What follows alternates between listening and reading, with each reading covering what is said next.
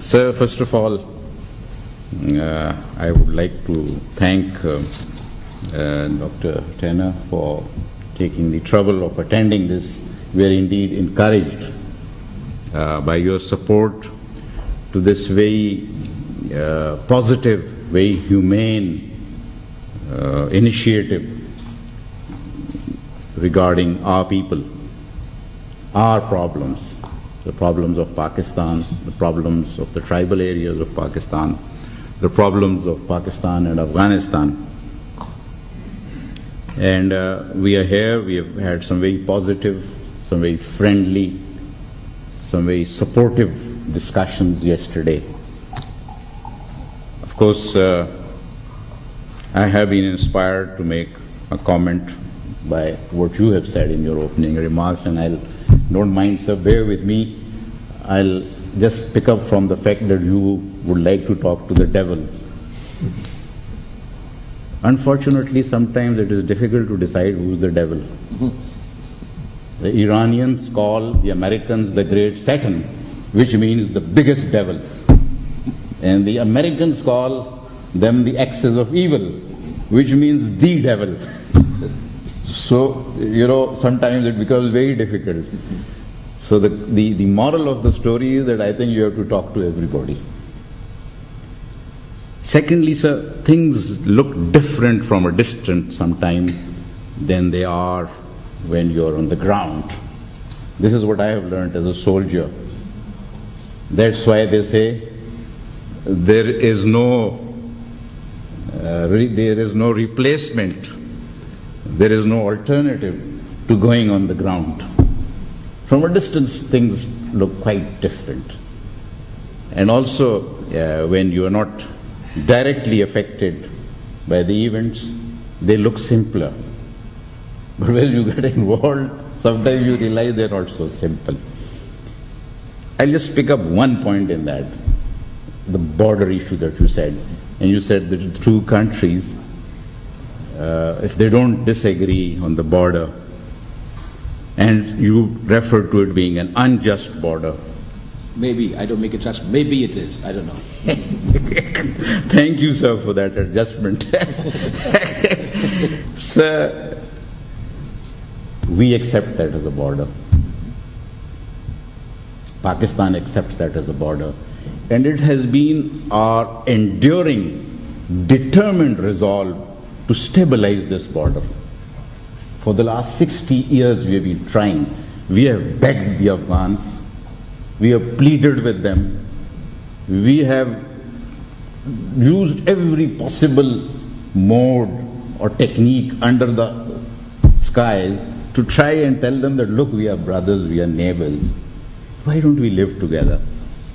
Why don't we just this is the border. After all, this was the border for 100 years. So what's the problem now? You were quite happy when the Britishers were on this side of the border, but when we, your Muslim brothers, come across, you say we don't accept this as a border. That is the first point.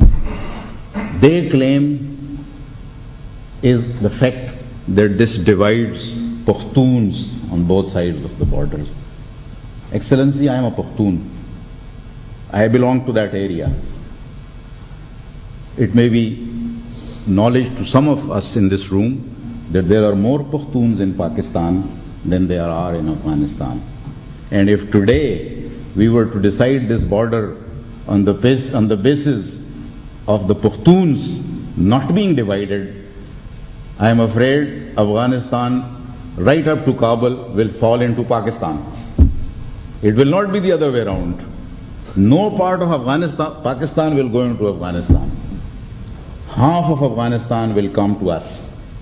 Maybe more than half, I think 60%. Because in my view, 60% there are Pashtuns.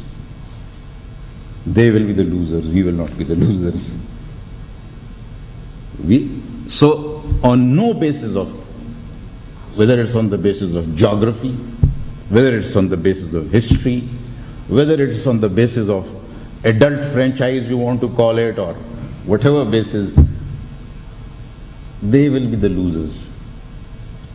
Because even if you go in history, Afghanistan was ruled from Delhi for a very long time, or it was ruled from Isfahan and in Iran, or it was ruled from Bukhara and Samarkand and Tashkent in Central Asia. There was no Afghanistan. So if you were to try and delineate borders on the basis of history, ethnicity, geography, any basis, Afghanistan will be the loser, and they are our brothers. We won't like them to be the losers. And secondly, Excellency, who would like to be a part of Afghanistan? Just tell me today, which human being would like to be taken out of another country and be a part of Afghanistan? I'm sure there are 2.5 million Afghans who have come to Pakistan, who are living here, and they don't want to go back to Afghanistan. So how do we expect a Pakistani to become an Afghan? That is the reality of the situation. Unfortunately, there are vested interests in Kabul who are just raising an issue. On the one hand, they tell us to seal this border. Don't let anybody cross. We are held responsible by the whole international community. On the other hand, they tell us this is not a border. Then what do we seal? Where do we seal it? Who cares? Because if it's not, they don't accept it as a border, then let anybody go, whether it is Al-Qaeda or whether it is Taliban or whether it is Baitullah Masood, or let anybody go. We have tried our best. We wanted to seal it, we wanted to fence it, we wanted to mine it, we wanted to go to any limits. And in accordance with all the international. You know what is happening there, Excellency? Only on the at one border post, there are 30,000 people crossing every day. I don't know, Excellency, you might have heard of that. We tried to regulate it. Biometric ID cards were issued to people that show this card and cross. The moment the guy would cross on the Afghan side, they would tear this card and they would say, don't come with a card.